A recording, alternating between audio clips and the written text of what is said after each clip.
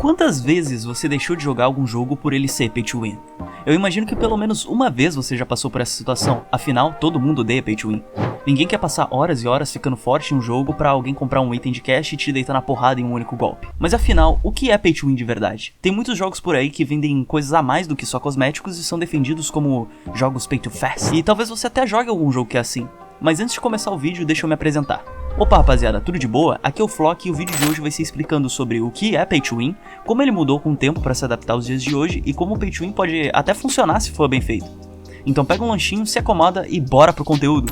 E vamos começar explicando o que é Pay to Win pra quem não sabe, e isso pode ser um pouco complexo de se explicar, mas em poucas palavras Pay to Win seria pague pra vencer, ou pague pra ter vantagens em uma tradução mais livre. Seriam aqueles jogos em que você pode comprar algum item mais forte com alguma moeda que só pode ser obtida com dinheiro real.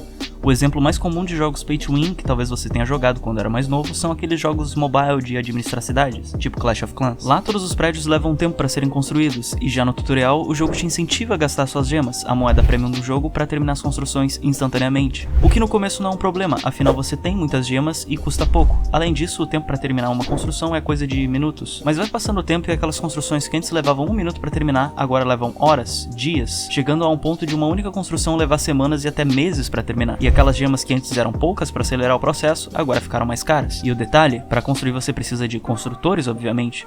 Mas esses construtores só podem ser comprados com as gemas, e você até que consegue elas de graça limpando a sua cidade de árvores e pedras.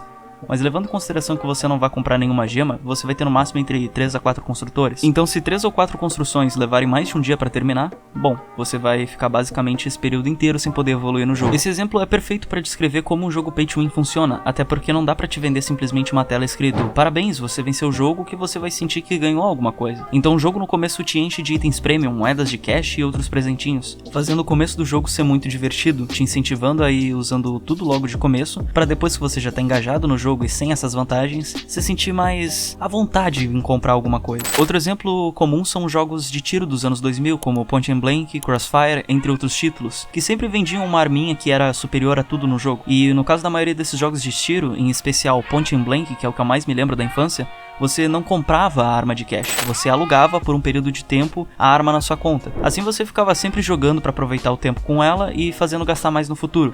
Ainda bem que hoje em dia sistemas de VIPs e outros serviços mais antigos já não são usados, né? Não do mesmo jeito, pelo menos. Mas você notou que tanto esses jogos mobile quanto os jogos de tiros que eu falei eram famosos e populares antigamente, mesmo com todo esse pay to win agressivo? Se você tem entre 16 e 25 anos, muito provavelmente você jogou alguns desses jogos. E claro, você pode dizer que eram outros tempos, não existiam tantos jogos, a maioria de nós éramos crianças que só queriam que o jogo rodasse pra poder dar uns tirinhos com os amigos. Mas não foi só isso que matou esses jogos, teve outra coisa aí no meio. E para analisar melhor, vamos ver o caso dos jogos da Level Up.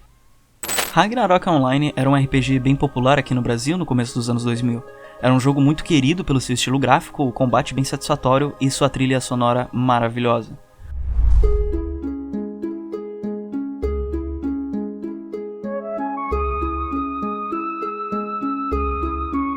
Um MMO incrível que foi publicado aqui no Brasil pela empresa Level Up Games.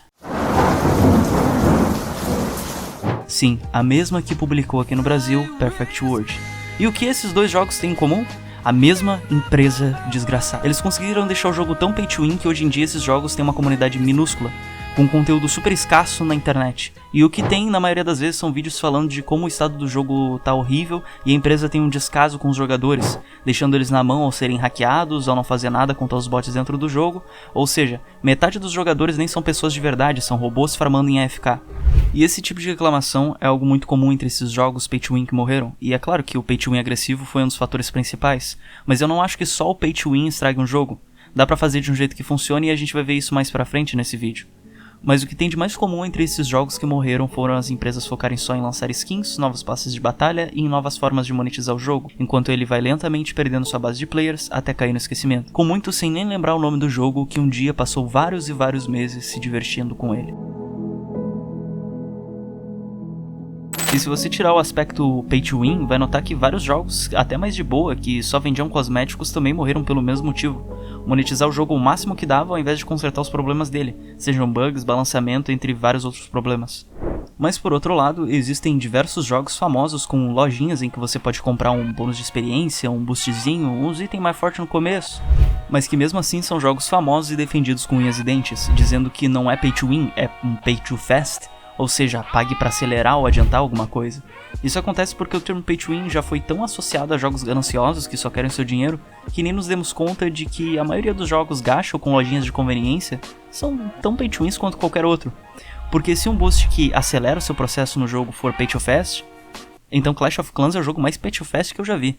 Outro problema é que a definição de pay to win e pay to fast pode ser um pouco flexível. O que você considera pay to fast eu posso considerar pay to win, por exemplo em MMOs. Há muitos anos há discussões sobre algum MMO ser pay to win ou pay to fast, ou até mesmo nenhum dos dois. E todo mundo sabe que em um MMORPG você começa no nível 1, todo fraco, pobre, sem nenhum tostão no bolso, e conforme vai jogando, vai subindo de nível, ganhando novas habilidades, se equipando até chegar no endgame.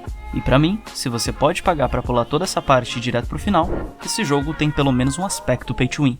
Justamente porque não é muito diferente de alguém que compra uma arma forte que até pode ser obtida no jogo, mas que na prática quem conseguiu o item de graça teve que ficar muitas e muitas horas farmando, passando por todos os obstáculos, enquanto o jogador premium só pagou pra ganhar. A diferença é que ao invés de um item, a gente tá falando de um passe direto para a parte mais divertida do jogo. E é isso que eu falo em muitos dos meus vídeos. De como em MMOs, todo leveling é algo chato e repetitivo, você precisa ficar horas e horas rushando masmorras ou fazendo missões até chegar no endgame. É como se todo level design fosse mal feito de propósito para incentivar a compra do boost. Quem joga MMO sabe muito bem como é desanimador querer jogar com outro personagem e lembrar de todas as horas e horas que vai ter que ficar subindo de nível sem parar. Não que seja um problema o leveling, mas muito MMO tem o mesmo sistema de quests arcaicos dos seus antecessores dos anos 2000. Não tem nada de muito interessante para se fazer durante o leveling além de matar inimigos e coletar itens. E quando você vê o que tem no endgame desses jogos, você fica se perguntando: meu Deus, por que nada disso foi me apresentado antes? Isso faz parecer que o design do jogo foi feito só pra te fazer querer pular essa parte e ir direto pro conteúdo principal. Chega a ser meio difícil hoje em dia jogos em que você compra e tem acesso a todo o conteúdo dentro dele. O design de jogos online e até AAA hoje em dia se preocupam muito em fazer a experiência de quem gasta dinheiro lá dentro ser mais divertida e mais importante, com passes de batalha que dão skins e um monte de futilidades como chaveiros, adesivos, sprays, missões e objetivos com um tempo limite pra terminar, te comprometendo a ficar lá horas e horas como se fosse um trabalho sem que você nem perceba, porque eles precisam fazer você pensar que valeu a pena comprar. Por mais que cosméticos não sejam algo pay to win, qualquer coisa que seja opcional e comprável precisa ser desejável, precisa gerar algum valor para quem vai comprar, seja por ostentação ou escassez artificial de uma loja rotativa que troca o catálogo dos itens vendidos a cada 24 horas. Esse uso psicológico para te fazer comprar faz com que esses jogos sejam tão gananciosos quanto os que morreram.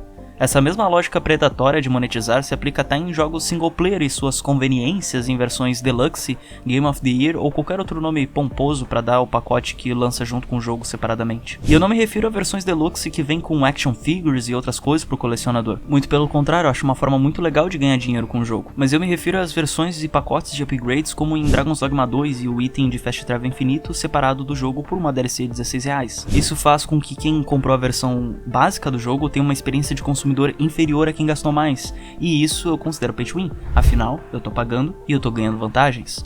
A maioria dos argumentos que eu escuto são: esses itens só são bons no começo, todas essas coisas dá pra conseguir sem comprar DLC, ou o principal, é só um cosmético, compra quem quer. O problema dessas frases é que essa aceitação foi o que fez a gente sair de achar um absurdo em 2006 a Bethesda vender uma armadura de cavalo no Oblivion por $2 em uma DLC, virando até uma chacota e meme da comunidade gamer, e hoje em dia achamos de boa existir DLCs convencionais que facilitam o jogo no dia do lançamento dele. Opa, desculpa interromper aqui o vídeo, só passando pra falar rapidinho que a gente tem o Discord do canal agora, pra você poder conversar com a gente sobre esses assuntos dos videogames e até jogar com a gente em live que eu vou estar começando a fazer lá no sitezinho roxo. Então segue lá, o link da live e do Discord tá aí na descrição, bora voltar pro vídeo. Já o Warframe é como se fosse o pay to win que deu certo. Se você entrar no jogo e abrir a loja, vai ver que ele é bem pay to win, com skins e personagens compráveis com dinheiro real. Mas não me entenda mal, ele é um jogaço. Mas ele ser um bom jogo não faz ele ser menos pay to win. A diferença dele pros jogos da Level Up é que o jogador casual, que não vai gastar dinheiro lá dentro, consegue ter uma boa experiência, consegue ter as mesmas coisas e, além de tudo, dá pra farmar itens raros e vender pra outros jogadores por platina, que é a moeda paga do jogo. Isso permite que o jogador consiga farmar a própria platina e comprar tudo da loja de cash sem gastar dinheiro real. A diferença aqui não é o quanto ele é pay to win, e sim como o player gratuito é valorizado como um jogador. Assim, todo mundo sai feliz, o jogador que paga pelas platinas e compra itens da loja e de outros jogadores, e o jogador grátis que consegue farmar as platinas de uma forma viável e realista. Enfim, é inevitável que o mercado de jogos hoje em dia, seja mobile, online ou até mesmo single player, com o passar do tempo tenha ficado com mais aspectos pay to win, que dão vantagem, seja ela só no começo ou algo que te ajude no jogo todo. Eles incentivam que a gente gaste o dinheiro real para facilitar e acelerar o progresso do jogo, criando uma experiência parcial para quem paga mais. Mas isso não significa necessariamente que esses jogos são ruins ou menos divertidos. A questão central do vídeo é que o pay to win existe e está presente nos seus queridos jogos mais do que você pensa. Mas isso não faz um jogo necessariamente ser ruim. Se lembrarmos da nossa infância, existem milhares de jogos pay to win que adorávamos jogar. E hoje em dia pode até não ser tão na cara quanto antigamente, mas com certeza tem muito jogaço por aí que é tão ganancioso quanto os de antigamente. O exemplo do Warframe mostra que, mesmo sendo pay to win, é possível ter uma experiência satisfatória apenas jogando gratuitamente de uma forma que seja justa para todos os jogadores. E dá pra estender isso para vários outros jogos. Eu falei do passe de batalha, mas a existência dele justamente permite que o jogador mais casual consiga pagar um valor muito acessível para ter muitas coisas, mesmo que elas sejam feitas pensando em não ser tão legais quanto as coisas que são vendidas separadamente, ainda assim são bem feitinhas na maioria das vezes. No fim, o que realmente importa é se você está se divertindo jogando, independente das conveniências da loja de cash. Mas essa é só a minha opinião que eu queria compartilhar com vocês, e deixa aí nos comentários o que você acha, até porque essa já é a nossa realidade hoje em dia, então compra quem quer e se inscreve.